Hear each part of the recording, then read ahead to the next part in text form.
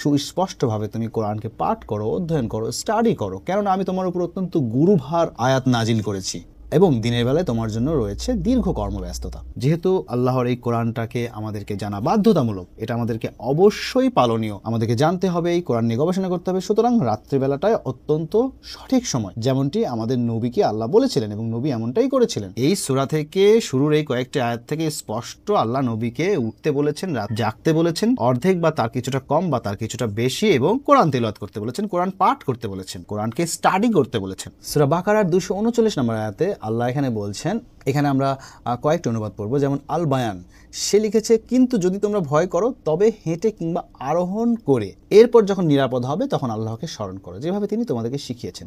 এখানে দুটি পয়েন্ট আছে, আমি আপনাদেরকে সুন্দরভাবে বোঝানোর চেষ্টা করছি। তাহসিরুল লিখেছে যে যদি তোমরা ভয় করো তবে পদচারী কিংবা আরোহী অবস্থায় নামাজ আদায় করবে।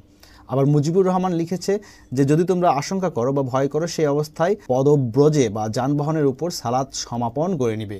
সালাত সমাপন করে নিবে মানে এরা এমনভাবে বলছে, এমনভাবে অনুবাদটা করলো যেন এখানে নামাজের কথাই আল্লাহ বলেছে, কিন্তু বস্তুত এখানে নামাজ নামক কোনো শব্দই ব্যবহার করা হয় না। অর্থাৎ সালাত যে শব্দের অর্থ সবাই নামাজ মনে করে, সেই সালাত শব্দটাই এখানে অনুপস্থিত। এই বাক্যের কোথাও সালাত শব্দই নাই, অথচ এরা এদের নোংরা চিন্তাধারা থেকে, এরা আজগুবি কল্পনা থেকে এরা এখানে নামাজ শব্দটা ব্যবহার করলো।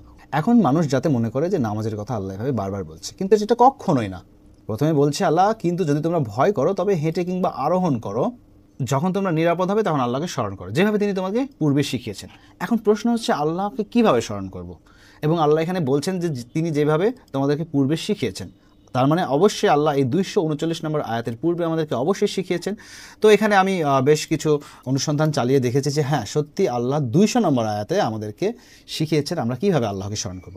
একেবারে সব কিছু স্পষ্ট। এগুলো বোঝার জন্য ওই মদিনা ইউনিভার্সিটিতে গিয়ে হাদিস বিশারদ বা হাদিসের শিক্ষা লাভও করতে হবে না, ঢাকা ইউনিভার্সিটি থেকে অনার্স মাস্টার্সও করতে হবে না। এগুলো পানির মতো সহজ। আল্লাহ সূরা কামারে বারবার বলছেন যে আমি এই কোরআনকে অত্যন্ত সহজভাবে নাজিল করেছি যাতে তোমরা বুঝতে পারো। তবে কেউ কি আছে উপদেশ গ্রহণকারী? বারবার এই কথা বলছে। সূরা কামার আপনারা পড়বেন, সেখানে আল্লাহ 4 থেকে 5টা আয়াত পর পর এই কথাটা বারবার রিপিট করতেছে যে আমি এই কোরআনটাকে অত্যন্ত সহজভাবে নাজিল করেছি যাতে তোমরা বুঝতে পারো। কোনো উপদেশ গ্রহণকারী আছে কি? আর আমরা বলতেছি যে না, এই কোরআনকে বোঝা সম্ভব না, এটা বোঝার জন্য আমাদের আলেম ওলামা সব ভণ্ড ধর্মগুরুদের কাছে যেতে হবে। যেমন এই আয়াতে আল্লাহ বলছেন যে তারপর যখন তোমরা তোমাদের হজের কাজসমূহ শেষ করে ফেলবে তখন আল্লাহকে স্মরণ করো। এখন আল্লাহকে কিভাবে স্মরণ করবে আল্লাহ শিখাচ্ছে। আল্লাহ বলছেন যে যেভাবে তোমরা স্মরণ করতে তোমাদের বাপ দাদাদেরকে। ভাই সিম্পল বিষয়, আমরা আমাদের বাপ দাদাদেরকে, আমাদের যারা অতীত হয়ে গেছে তাদেরকে আমরা কিভাবে মনে করি, কিভাবে স্মরণ করি?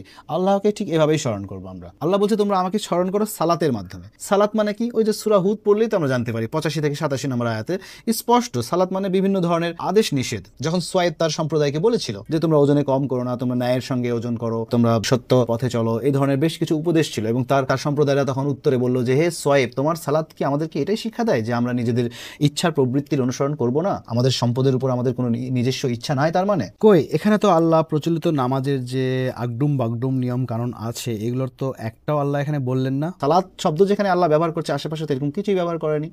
সূরা হুদের ওই 85 থেকে 87 নম্বর আয়াত পড়লে স্পষ্ট সালাত মানে কি সেটা আমরা জানতে পারি। সালাতটাকে আবার কায়েম মানে যে শুধু অন্যের কাছে প্রচার করা তা নয়, নিজেকেও পালন করতে হবে, সেটা আমরা আবার জানতে পারি এই সূরা বাকারার 43 এবং 40 নম্বর আয়াতে। আবার আমরা আল্লাহকে কিভাবে স্মরণ করবো? এই ভালো কাজগুলির মাধ্যমে স্মরণ করবো, যেহেতু আল্লাহ বলেছে তোমরা আমাকে স্মরণ করো সালাতের মাধ্যমে। আবার আল্লাহকে আমরা কিভাবে স্মরণ করবো? এই যেভাবে সূরা বাকারার 200 নম্বর আয়াতে আল্লাহ স্পষ্ট বলছেন যে যেভাবে তোমরা স্মরণ করো তোমাদের বাপ দাদাদেরকে, এমনকি তার চেয়েও অধিক স্মরণ করো।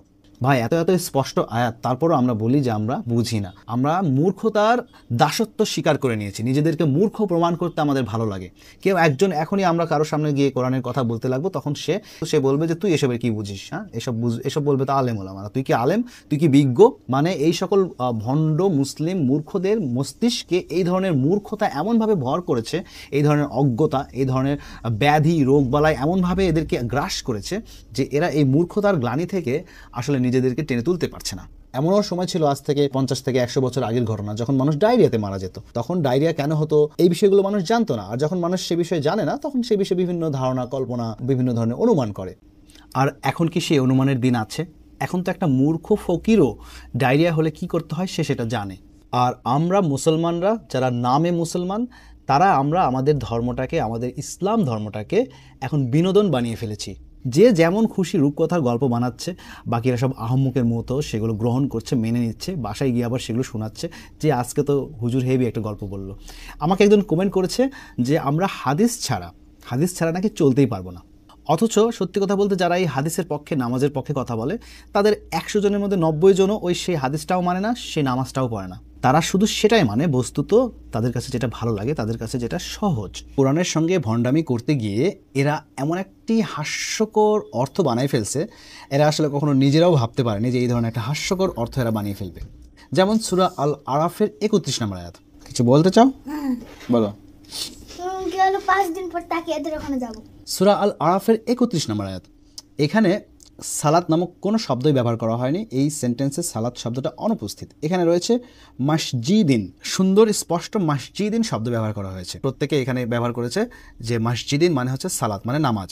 আচ্ছা, ধরলাম নামাজ। এবার অর্থটা কি দাঁড়ায় সেটা একটু দেখে আসি। এখানে বলা হচ্ছে, হে বনি আদম, তোমরা প্রতি নামাজে তোমাদের বেশভূষা গ্রহণ করো এবং খাও এবং পান করো, আর অপচয় করো না। নিশ্চয়ই আল্লাহ অপচয়কারীকে পছন্দ করেন না। আচ্ছা, আমরা এখন একটু চিন্তা করি, এই যে নামাজ, এরা যে এখানে মসজিদিন অর্থ নামাজ ব্যবহার করেছে। আচ্ছা, বর্তমানে এই যে প্রচলিত যে নামাজ আছে, এই নামাজের সঙ্গে বেশভূষার একটা সম্পর্ক আছে, ঠিক আছে, বুঝলাম। আচ্ছা, এই নামাজে কি খাওয়া দাওয়া করা হয়, কোনো কিছু পান করা হয়? আবার এখানে কি খরচের কোনো বিষয় আছে? যে নামাজে যে আমরা সাজসজ্জা গ্রহণ করব, তারপর আমরা খাবো দাবো ফুর্তি করবো, এসব আছে? এসব নামাজে এসব আছে? এবং আল্লাহ আবার বলছে যে তোমরা অপচয় করো না। এখানে যে আমি কি অপচয় করব না এবং কি খরচ করব, এখানে আমি কি খরচ করব, কি অপচয় করব না, কি খাবো আর কি পান করব, এই নামাজের সঙ্গে কি এগুলো কোনো সামঞ্জস্যতা রয়েছে এই সেন্টেন্সে, এই বাক্যে? আল্লাহ এখানে বলছেন যে প্রতিটি মসজিদে তোমাদের বেশভূষা গ্রহণ করো এবং খাও, পান করো এবং অপচয় করো না। আল্লাহ এখানে মসজিদ শব্দটা ব্যবহার করেছে, মসজিদের সঙ্গে এটা সম্পর্ক রয়েছে। কোরআনে আল্লাহ বারবার মসজিদ শব্দটা ব্যবহার করেছে এবং মসজিদের সঙ্গে নবীর কি সম্পর্ক ছিল এবং মসজিদের সঙ্গে একজন মুসলিমের কি সম্পর্ক, এই বিষয় নিয়ে আমি মসজিদ চ্যাপ্টারে ইনশাআল্লাহ পরবর্তী এপিসোডে আমি ইনশাআল্লাহ আলোচনা করব। আবার আমি গত পর্বে দেখিয়েছিলাম সূরা হজের 40 নম্বর আয়াতে সালাতের অর্থ ইহুদিদের উপাসনালয় ব্যবহার করেছে। মানে এরা যখন যেখানে যেভাবে খুশি এদের ইচ্ছা মতো সালাতকে ঢুকিয়ে দিয়েছে, ইচ্ছা মতো সালাতের অর্থ করেছে, যখন যার যেটা মন চেয়েছে।